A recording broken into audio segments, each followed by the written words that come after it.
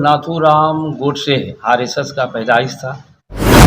RSS और BJP लोग गले लगाता है, देश भक्त के रूप में संज्ञा देता है, तो उनसे हम लोगों को सावधान होना चाहिए।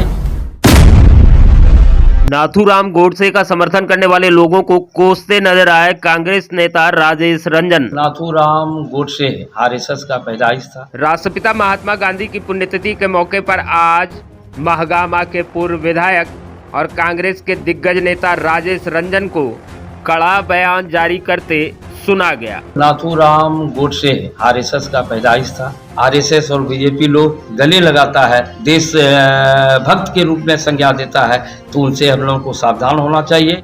हालांकि राजेश रंजन के इस बयान पर विवाद हो सकता है, क्योंकि राजेश रंजन ने नाथूराम गोडसे को आरएसएस की पैदाइश बताया। नाथूराम गोडसे आरएसएस का पैदाइश था और आगे उन्होंने कहा कि आरएसएस और बीजेपी वाले वैसे लोगों को गले लगा लेती है जो नाथूराम गोडसे का समर्थन करते हैं। आरएसएस और बीजेपी लोग गले लगाता है, देश भक्त के रूप में संज्ञा देता है।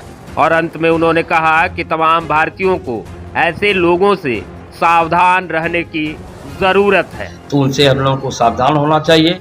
तो एक बार फिर से बताते चले कि गांधी जी की पुण्यतिथि के मौके पर आज कांग्रेस नेता राजेश रंजन ने बीजेपी और आरएसएस को आड़े हाथ लिया है। मसला नाथूराम गोडसे से जुड़े सवाल थे, जिस पर उन्होंने कहा कि नाथूराम गोडसे तो आरएसएस की पैदाइश है, और आगे उन्होंने कहा कि वो तमाम लोग जो गोडसे का समर्थन करते हैं, बीजेपी और आरएसएस उनका स्वागत करती है, महिमा मंडन करती है। पुण्यतिथि के अवसर पर संदेश सिर्फ इतना ही है कि गांधी जी ने जो रास्ता दिखाया था और जिस रास्ते की बदौलत, उनके त्याग की बदौलत, उनके नाम के सामने न सिर्फ महात्मा लिखाया, बल्कि राष्ट्रपिता के नाम से भी उन्हें नवाजा गया। नागरिक से यही निवेदन और अपील हम लोग कर सकते हैं कि गांधी जी के बताए गए रास्ते पर चल करके ही हम लोग अपने देश को मुकाम पर पहुंचा सकते हैं। और आगे उन्होंने राहुल गांधी की भारत जोड़ो यात्रा का जिक्र करते हुए कहा कि कन्याकुमारी से लेकर कश्मीर तक 4000 किलोमीटर की यात्रा के माध्यम से भारत को एक बड़ा पैगाम देने की कोशिश की जा रही है, और इस संदेश को प्रत्येक भारतीय को समझना चाहिए। कन्याकुमारी से लेकर के कश्मीर तक का 4000 से ज़्यादा किलोमीटर की पैदल यात्रा करके नफरत जो देश में व्याप्त है उसे दूर करने के लिए और प्रेम और मोहब्बत को गले लगाने का जो उन्होंने संदेश दिया है, वह हम तमाम भारतीयों के लिए एक प्रेरणा है।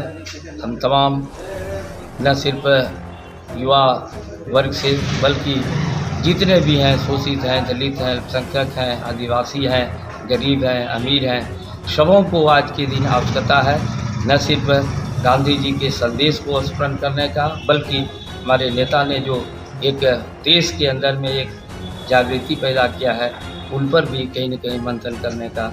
इसलिए आज के दिन महात्मा गांधी जी के चरणों में लोग श्रद्धा सुमन अर्पित करते हुए उन्हें कोटि कोटि नमन करते हैं। रिपोर्ट नागमणि, जी न्यूज।